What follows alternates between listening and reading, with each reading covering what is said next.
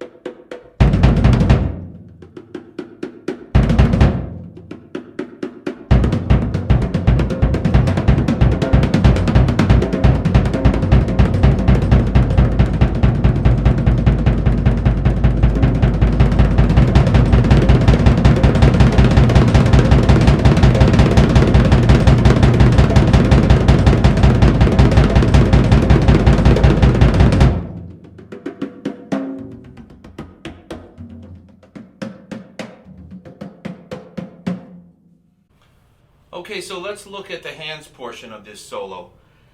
He starts it out by playing some rhythms, kind of manipulating the tone of the snare drum with his left hand, often with the knuckles and the flat part of his fingers, and then also his palm, things like this. And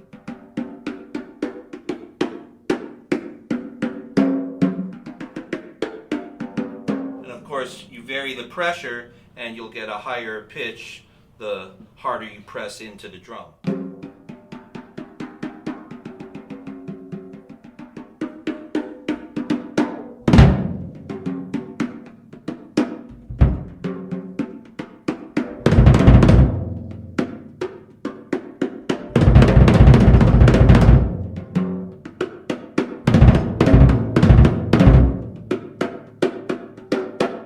Okay, so a lot of that, when he moves between the toms and the bass drum, is left, right, two strokes with the bass drum, but not consistently.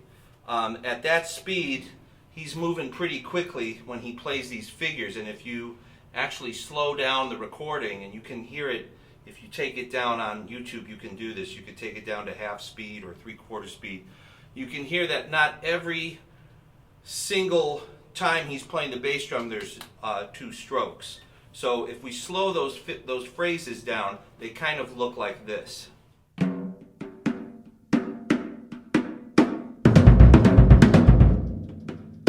Okay, so that's... And the next one is... But again, those bass drum hits are...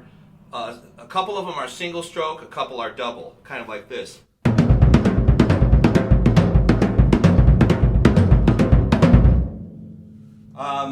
He's also using the back of his right hand to get kind of a sharper or harder attack with the knuckles. When you hit the toms with your knuckles, you can get a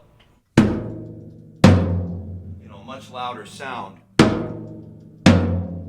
And that's I think that's kind of a Joe Morello technique. I think Bonzo must have at some point seen him play live or saw footage of him on television, because I'll put a card up in the corner of the screen to a Joe Morello solo. But for those of you who aren't familiar with Joe Morello, he played drums with the great Dave Brubeck's group, and he played a solo on Take 5. He also played, of course, other solos, but most famously he played kind of an extended drum solo on the song Take 5, and he would play with his bare hands, and there's some really good footage of him playing, and you can see a lot of these techniques. He would also use this kind of technique, which you see Bonzo do, especially in Earl's Court, I think it is, where he's got the snares on. He's like...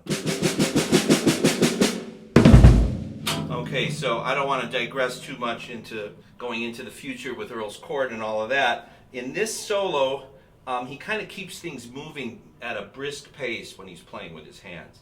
And I was actually very surprised when I first saw this years ago when the footage came out, how quickly he was executing those triplets and quadruplets on the toms, you know, this kind of thing.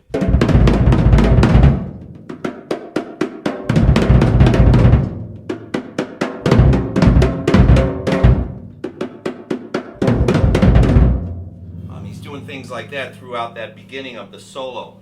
He then kind of moves into a little bit of this type of feeling.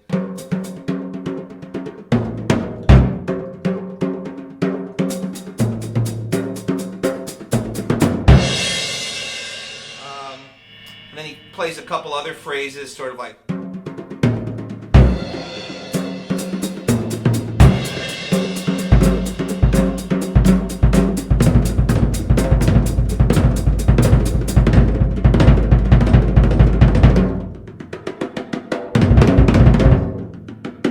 That type of thing. So again, what he's doing there is a little bit of the Bonham engine with the hi-hat on the 8th note.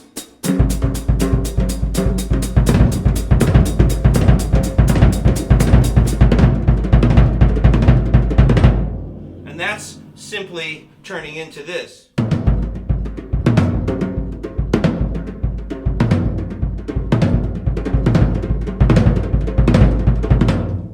Dynamics a lot, you know, it's not strictly.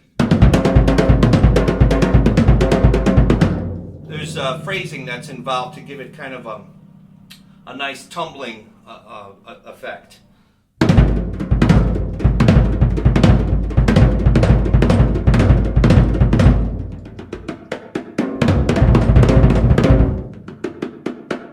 then I believe from there he goes into this kind of thing.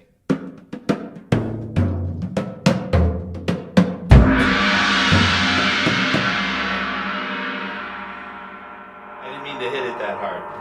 He doesn't quite hit it that hard. And then he's on the floor tom playing some little and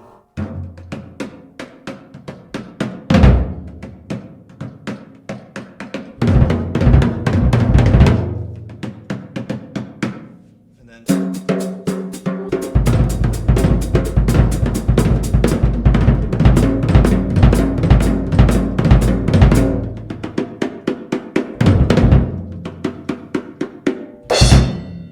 so that is a cymbal grab with a quick double stroke on the bass drum.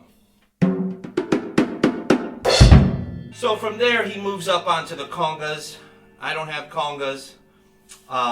He plays a lot of kind of quick 16th note rhythms on the congas, and then at one point he kind of gets into this thing where he's playing with his right hand.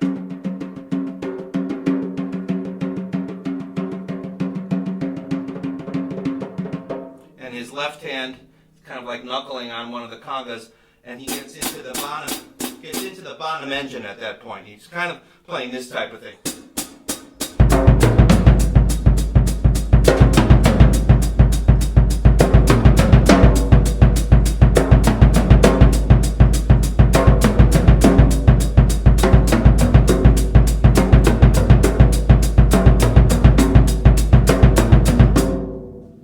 From this point, when he comes off the congas, he's back on the snare, and he kind of plays like a quick triplet fill, and then he goes into playing some different sounding textures with his knuckles, kind of like this.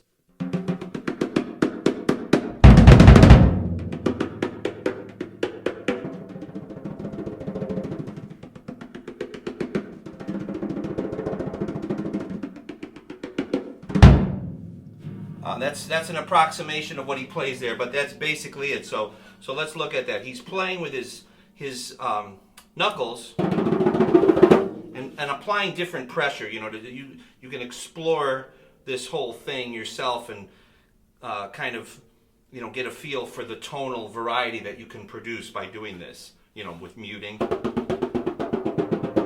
and then letting the drum sustain.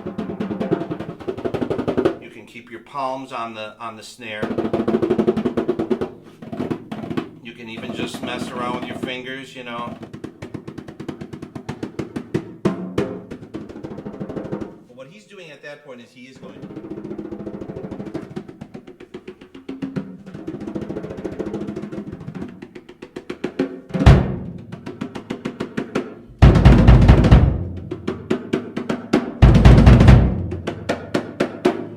And then I believe from that moment, oh yeah, he plays one cool thing right there after that point. After he does this, he plays a figure on the toms, and it's interesting because you can note this is his independence at work. He starts the phrase like this, and then I believe he plays two of those, so that's the bass drum starts it with a double stroke and then right left. So, and then he reverses them, plays three of those, and then he finishes with one more like the first one, which is, so again, that's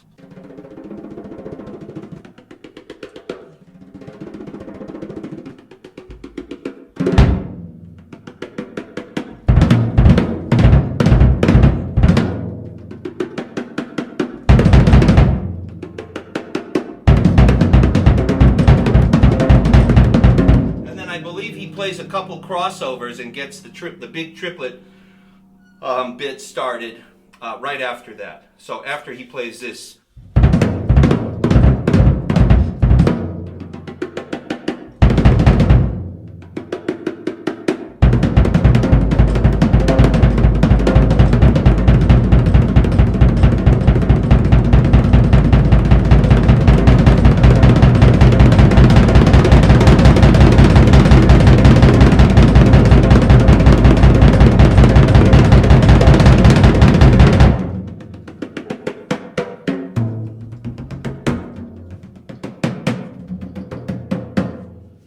that's the end of the hands portion, at which point he starts to sing.